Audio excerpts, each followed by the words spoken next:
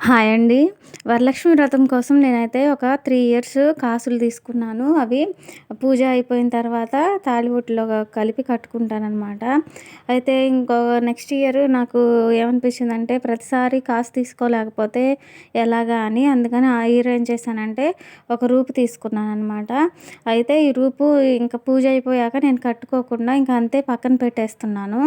పక్కన పెట్టేసుకొని ఇంకా ప్రతి ఇయరు తెచ్చుకునే వీలు లేనప్పుడు ఇదే అమ్మవారికి వేసేసి ఉంచుదాము అన్నట్టు ఈ రూపు తీసుకున్నాను. చూస్తున్నారు కదా! అదే రూపు అనమాట. తాడుకి కట్టి ఇక అమ్మవారికి అలంకరిస్తాను. అమ్మవారికి ఖచ్చితంగా కాసు తీసుకోవాలని అయితే ఏమి ఉండదు. మన స్తోమతని బట్టి, మన పరిస్థితిని బట్టి పూజ అనేది చేసుకోవచ్చు.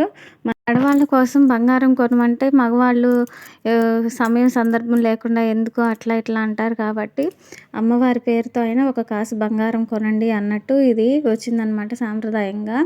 అదే కాకుండా మనకి బంగారం అనేది ఆపదలో ఆదుకుంటుంది కాబట్టి, కొంచెం బంగారం కొనుక్కొని పక్కన ఉంచుకుంటే మంచిది అన్నట్టు ఈ సాంప్రదాయాన్ని మనం కొనసాగిస్తున్నాము.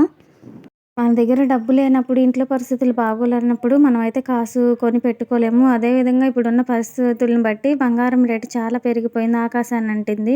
ఇట్లాంటి పరిస్థితుల్లో కూడా మనం పెట్టుకోలేమనమాట. నేను ఫాలో అయ్యే పద్ధతి అయితే ఇదనమాట. ప్రతిసారి కాసు కొనుక్కోలేము కాబట్టి ఒక 4 ఇయర్స్ అయితే కొన్నాను. 3 ఇయర్స్‌వి కట్టేసుకున్నాను. ఇంకా 1 ఇయర్ కాసు అయితే పక్కన పెట్టేసుకున్నాను. ఇంకా అది అమ్మవారి కోసమే అన్నట్టు. అలా చేయడం వల్ల నేను కూడా ప్రతి సంవత్సరం అమ్మవారికి కాసు పెట్టుకుంటున్నాను అనే ఒక మనసులో ఆనందం అయితే ఉంటుంది. కాసు పెట్టామా, పెట్టలేదా, ఎక్కువ మందిని పిలిచి వాయినాలు ఇచ్చామా, ఇవ్వలేదా, ఆర్భాటంగా చేశామా, చేయలేదా అనేవి అవంతా కూడా ముఖ్యం కాదనమాట. మనకి ఉన్నంతలో మంచిగా చేసుకోవాలి మనస్ఫూర్తిగా. శ్రీమాత్రే నమః.